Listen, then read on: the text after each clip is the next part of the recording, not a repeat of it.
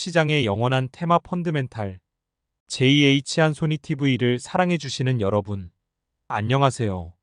저는 JH 한손이입니다. 이번 시간에는 시장의 영원한 테마 펀드멘탈에 대하여 설명드리겠습니다. 본문에서는 편의상 존칭은 생략하기로 하겠습니다.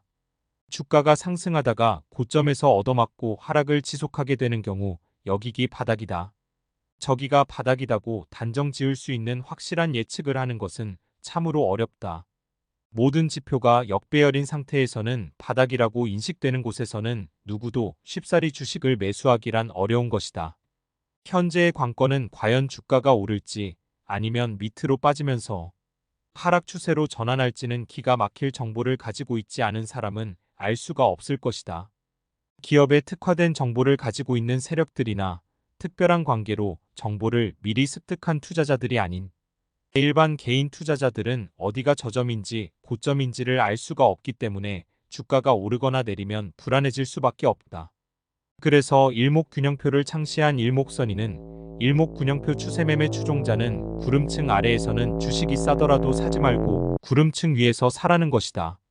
확실하게 추세 상승하는 구간, 즉 무릎에서 사고 어깨에서 파는 것이 실패하지 않는 투자 전략이라고 한다. 그렇지만 설사 바닥권에서 주식을 사더라도 투자할 때 가장 중요한 것은 인내심이다.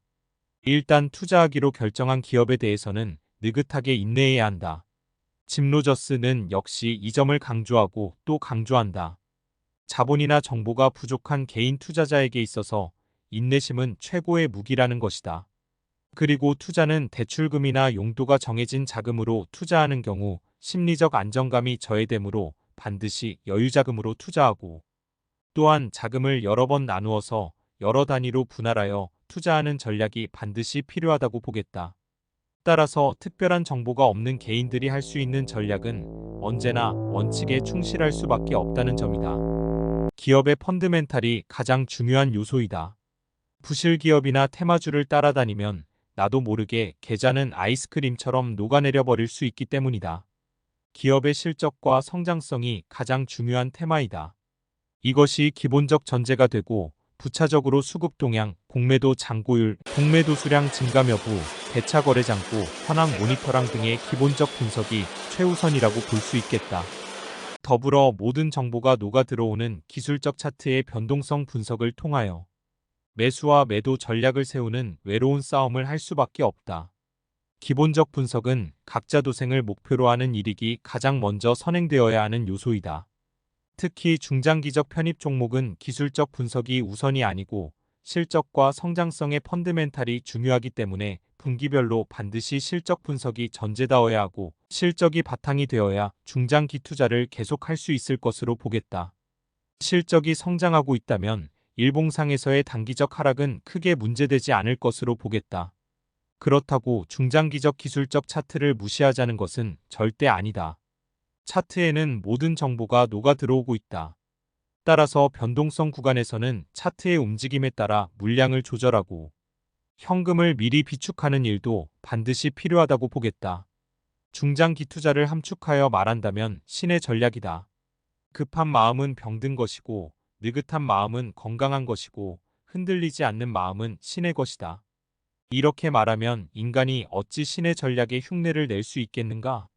그만큼 중장기 투자란 것이 어렵기 때문에 유력 증권계의 투자대가 앙드레 코스톨라니는 인내에 대해서 이렇게 말했다. 투자에서 얻은 돈은 고통의 대가로 받은 돈, 즉 고통의 결과이다. 행복해지려고 돈을 버는 것이다. 이런 고통을 감수해가면서까지 중장기 투자를 하는 사람은 몇 안 될 것이다. 지금이 폭등기이든 하락기든 상관없이 일정 부분 자산을 배분하여 안정적인 투자를 하여 위험에 대비하는 투자 전략이 필요하다고 볼 수 있다. 매일매일 일봉 차트와 분봉 차트를 보고 일비일락하자면 엄청난 스트레스에 시달리게 된다. 따라서 매일매일의 시세보다는 주간 단위, 월간 단위로 좀 느긋하게 한번 가보자는 것이 중장기 투자의 목적이다. 그래서 반드시 여유자금이어야 하고 내 돈이어야 한다. 그 금액이 많고 적음에 있는 것이 아니다. 주식 투자에 있어서 단기 투자를 하던 중장기 투자를 하던 개인 투자자들이 중시해야 할 지표를 단 하나만 꼽으라고 한다면 단연코 ROE라고 말할 수 있겠다.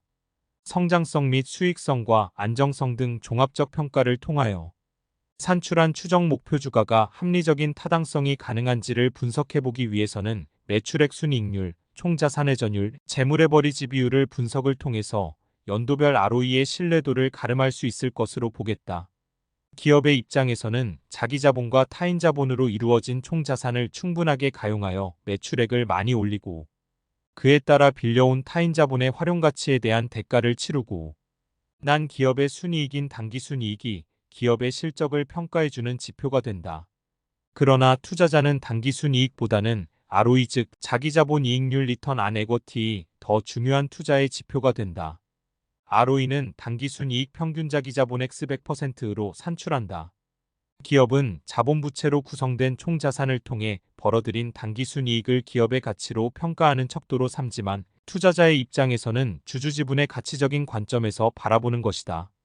ROE는 기업이 자기자본 즉 주주지분을 활용해 1년간 얼마를 벌어들였는가를 나타내는 대표적인 수익성 지표로 경영효율성을 표시해준다. ROE가 타 기업들보다 낮으면 경영진이 무능하거나 그 업종이 불황이라는 뜻이 된다. ROE가 10%이면 10억 원의 자기자본을 투자했을 때 1억 원의 이익을 냈다는 것을 보여주며 ROE가 20%이면 10억 원의 자기자본을 투자했을 때 2억 원의 이익을 냈다는 의미다. ROE가 높다는 것은 자기자본에 비해 그만큼 당기순이익을 많이 내 효율적인 영업활동을 했다는 뜻이다. 그렇기 때문에 이 수치가 높은 종목일수록 주식 투자자의 투자 수익률을 높여준다고 볼 수 있어. 투자자 측면에선 이익의 척도가 된다.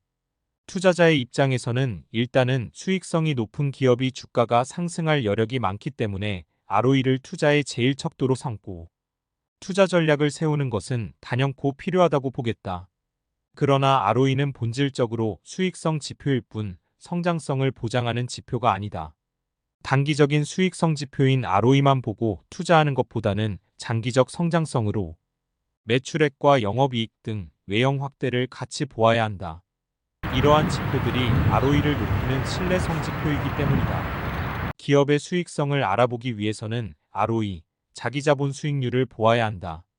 그러나 ROE는 반드시 매출액 순이익률, 총자산회전율, 재물레버리지 비율, 이의 세 가지를 고려하여 수익성 여부를 판단하는 것이 진정한 수익성 여부를 알 수 있다고 하겠다. 총자산회전율이 높아지는 기업은 영업의 동력을 강하게 작동하기 위하여 타인 자본 레버리지를 강하게 쓰는 기업으로 볼 수 있겠다. 매출액 순이익률이 증가할수록 수익성이나 높아지는 것이고 재물레버리지 비율이 높아지면 기업의 안정성이 저해될 수 있다. 따라서 기업이 산출한 ROE가 높게 나오더라도 자기 자본은 낮고 부채가 커진다면 추정 목표 주가는 할인되어야 할 것이다. 매출액 순이익률이란 총매출액에서 당기순이익이 차지하는 비율을 말한다. 이 비율이 클수록 기업의 수익성은 커지게 되어 ROE 수치는 높아진다. 총자산회전율은 기업의 활동성의 크기를 말한다. 부채와 자기자본을 가용하여 매출액을 크게 올라면 기업의 성장성이 확대될 것이다. 총자산회전율은 100% 이상 또는 1.0배 이상 나올수록 영업 드라이브를 강하게 작동시키는 것으로 볼 수 있겠다. 여기서 가장 중요한 포인트는 ROE가 너무 높게 나올 경우에는 재물레버리지가 높기 때문에 ROE가 높게 나온 것은 아닌지 반드시 분석해야 할 필요성이 있다. 재물레버리지가 너무 높아서 ROE가 높다는 것은 외부로부터 조달받은 자금을 통해 경영활동을 하여 수익을 극대화했다고 볼 수도 있지만 잘 못 쓰면 독이 될 수 있다. 재무 레버리지는 호경기 때에는 부채를 투입해서 더 많은 이익을 얻을 수 있지만 반대로 불경기 때에는 레버리지가 큰 기업의 경우 위험성이 높아진다. 매출액 순이익률이 낮아지면서 수익성이 하락하는 것을 단지 재무 레버리지를 높여 방어할 수도 있다는 것을 분석해내야 하고 이 비율이 높은 경우에는 부채 비율과 자기자본바율을 함께 고려하여 적정 목표 주가를 할인하여 산출하여야 한다. 재물레버리지 비율은 150% 이하 1.5배이어야 하고 이 비율이 낮을수록 자기자본 비율이 높아져 기업 안정성은 좋아질 수는 있겠으나 적당히 부채를 끌어와서 그 레버리지를 이용하여 매출액을 확대하는 과감한 성장 정책이 기업의 수익성과 연결될 수 있기 때문에 필요한 레버리지를 사용하는 경영 방법은 반드시 위험하다고만은 할 수 없다. 기본적 실적 분석과 기술적 차트 및 뉴스 체크를 통해 종목 분석을 하고 이어서 투자자의 심리적 의사결정이 투자의 정석이기 때문에 그 이외의 것은 오로지 참고 사항으로만 할 수 있을 뿐이다. 수시로 변동되는 시장 상황과 세력들의 무쌍한 변심이 난무하는 싸움에서 예측은 할 수 있어도 어떠한 사항도 예단해서는 안 된다. 자신만의 원칙과 지지선, 저항선, 목표가를 세우고 욕심보다는 적당한 이익을 챙기는 습관이 성공 투자로 가는 길이 될 수 있다.